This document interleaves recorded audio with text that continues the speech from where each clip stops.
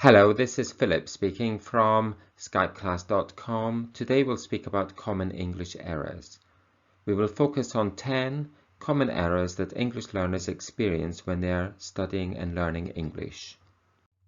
Firstly, we'll speak about confusing verbs and collocations. A verb is often added when no verb is needed, and the verbs that are most often missed out are have and take. Let's examine the 3 sentences below. I want to learn them to ride a bicycle. I think that it is easier to make activities in a group. This government has decided to make sure that all households get internet at home. These 3 sentences are wrong. Let's examine them one by one. I want to teach them to ride a bicycle. This is correct. I think that it is easier to do exercises in a group. This is correct. This government has decided to make sure that all households have internet at home. That is correct. Okay, let's have a recap. I want to teach them to ride a bicycle. A parent would teach a child to ride a bike. A child would learn to ride it. I think that it is easier to do exercises in a group. We do exercises, we do not make them. Instead, we can make other things. For example, we can make a cake.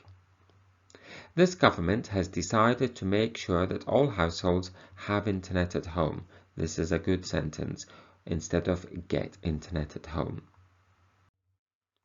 The second common English error is common spelling mistakes.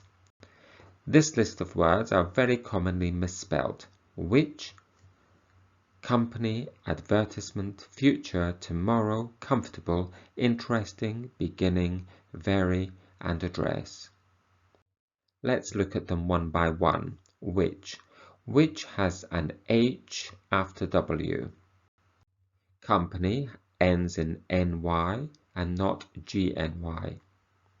Advertisement has an E after S. Future ends in an E.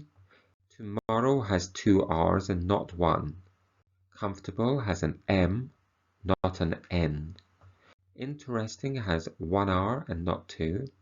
Beginning has 2 N's and not 1. Very has 1 R. Address has 2 D's. The third on the list is run-on sentences. These are often referred to as fused sentences. They happen when 2 separate sentences or ideas are joined together without using a suitable conjunction or the proper punctuation, such as a full stop or a semicolon. Run-on sentences can be short or long. Let's look at the following 2 examples. Leela enjoyed the bouquet of tulips John gave her on prom night, however she prefers roses. That's a bad sentence. The next one. Leela enjoyed the bouquet of tulips John gave her on prom night. However, she prefers roses. That's a good sentence because the 2 ideas have been completely separated. Leela enjoyed the bouquet of tulips. She prefers roses. These are 2 separate things, so we need to separate them with a semicolon or a full stop. A long sentence isn't always a run-on sentence. To avoid run-on sentences, check if there is more than one idea communicated by 2 or more independent clauses in the sentence. In our example below, there are 2 complete sentences because there are 2 separate ideas. An example, Susan enjoyed the flowers John gave her on Valentine's Day. She prefers chocolates. This is perfect because there are 2 separate ideas. Susan enjoyed the flowers. She prefers chocolates.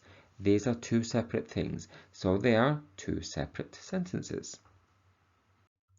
Number 4 is the use of prepositions.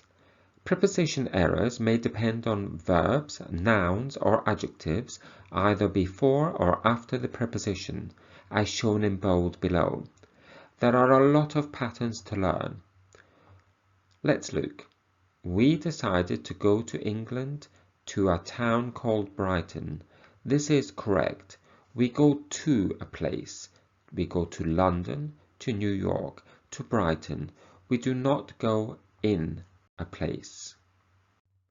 At first, they were in good terms with each other. That is wrong.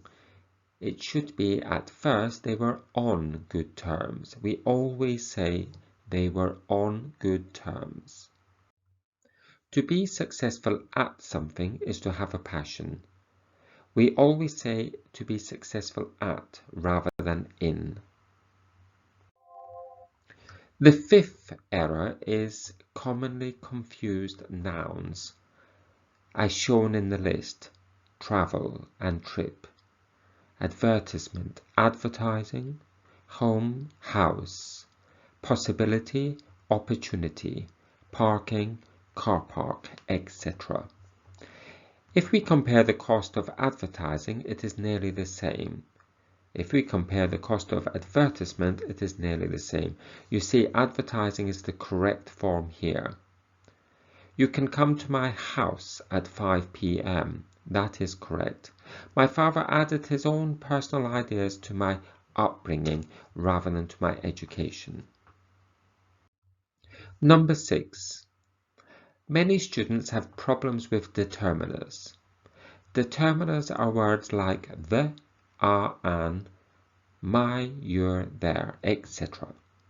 Determiners are a major problem for languages in the Eastern Hemisphere, which tend not to use a word like the. They are hard to remember, as there may be more than one in a sentence, as shown below.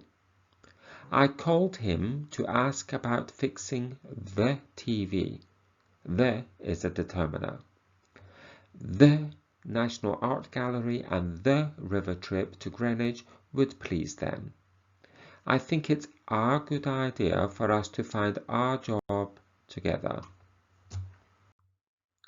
Number 7. The use of double negatives. Many learners have this problem when they use double negatives incorrectly. Since most learners try to translate a sentence to English from their native language, they end up adding a double negative while speaking out. This is wrong. For example, a student might say, I don't know nothing. This means that we know something, but the correct sentence should be, I don't know anything. Number 8. The use of two comparatives or superlatives together. A sentence must not have two superlatives or comparatives together. For example, a student might say, this could never have turned out to be more better. Here, better is the comparative of the adjective good, and more is the comparative to the adjective much. Therefore, the correct sentence should be, this could never have turned out to be better. Number 9.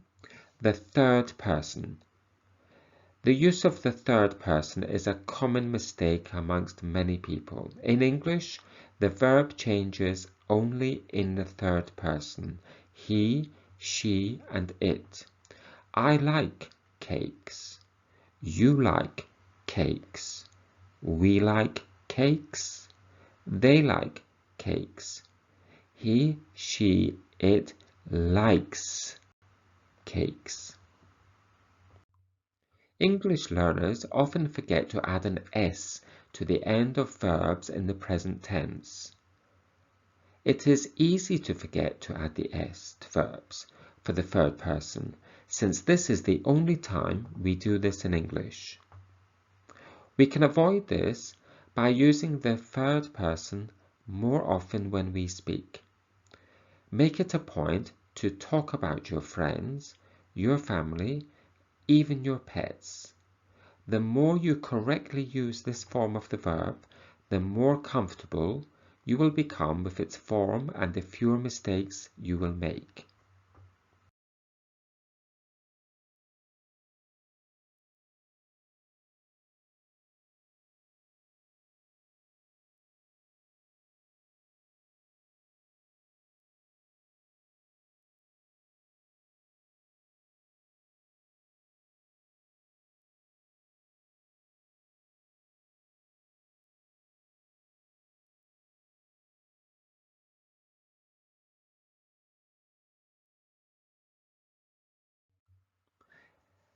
Let's look at the examples below. Her cat is friendlier than my cat. The man is wearing his blue coat. So the blue coat belongs to the man. So it is his blue coat. That is the end of today's Common English Errors. I hope you have enjoyed it. Good luck with your continued studies, and I look forward to meeting you again. Goodbye.